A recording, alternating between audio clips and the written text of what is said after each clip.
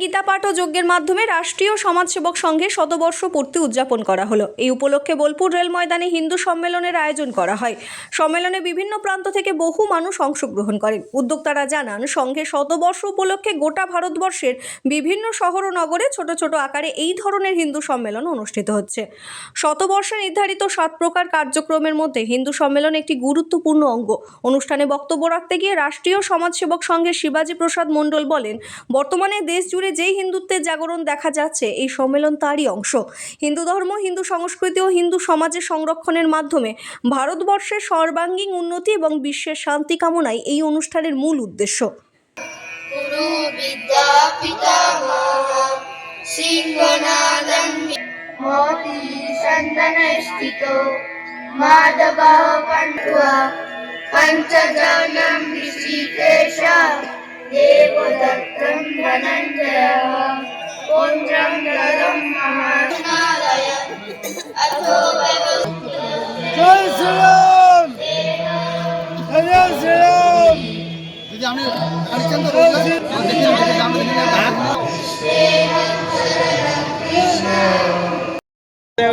ডান দিকে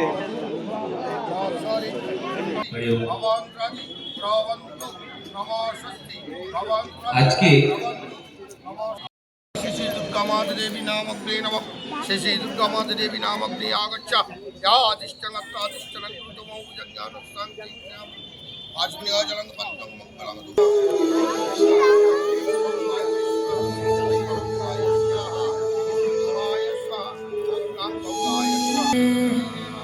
पाद पंकजम्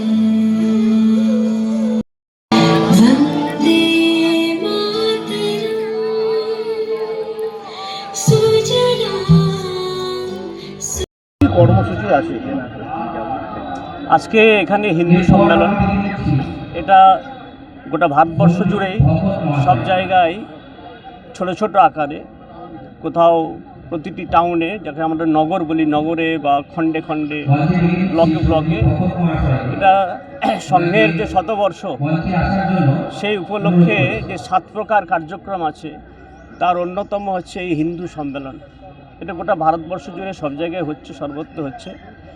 আজকে ভারতবর্ষে হিন্দুত্বের যে একটা জাগরণ এসছে, আর তারই অঙ্গ হিসাবে হিন্দু স্বাভিমান প্রত্যেকের মধ্যে জাগ্রত হোক, প্রত্যেকের মধ্যে হিন্দু ধর্ম, হিন্দু সংস্কৃতি এবং হিন্দু সমাজের সংরক্ষণের কথা এবং এর দ্বারা ভারতবর্ষের সর্বাঙ্গীন উন্নতি এই কামনা করে, বিশ্ব শান্তির কামনা করে সব জায়গায় হিন্দু সম্মেলন হচ্ছে। তারই হিসাবে একটা বোলপুর নগরে হচ্ছে।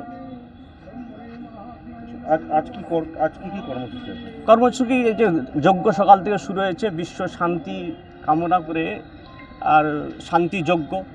এবার ধর্মসভা হবে, ধর্মসভায় হিন্দু ধর্ম সংস্কৃতি নিয়ে আলোচনা হবে, প্রত্যেকের মধ্যে যাতে আর হিন্দু সংস্কার, হিন্দু সংস্কৃতির প্রতি শ্রদ্ধা এবং ভারতবর্ষের যে অতীত গৌরব, হিন্দু জাতি হিসেবে স্বাভিমান বোধ, এগুলো নিয়ে আলোচনা হবে। আপনার নাম?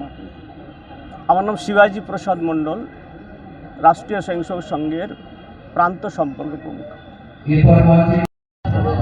আজ আমাদের রাষ্ট্রীয় স্বয়ংসেবক সংঘ শতবর্ষে পা দিয়েছে। 1925 সাল থেকে আজ 2025 সাল। তো শতবর্ষে সংঘের যে যোজনাগুলো নেওয়া হয়েছিল, তার মধ্যে একটা ছিল আমাদের হিন্দু সম্মেলন।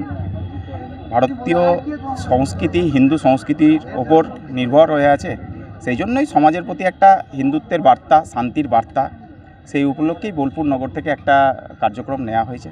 এই কার্যক্রমটা এখানে আজকে চলছে। আজ সকাল থেকে মায়ের পুজোর সঙ্গে যজ্ঞ, শান্তি যজ্ঞ সমাজের জন্য একটা, তার সাথে গীতা পাঠ ছিল। গীতা পাঠের পর কিছু সাংস্কৃতিক নৃত্যানুষ্ঠান এবং হিন্দু সমাজের জন্য আমাদের যে বার্তা, সেই বার্তা ছিল। আমার নাম গোপাল দাস, বোলপুর নগরের সহকার্যবাহ অর্থাৎ অ্যাসিস্ট্যান্ট সেক্রেটারি হিসাবে আছে।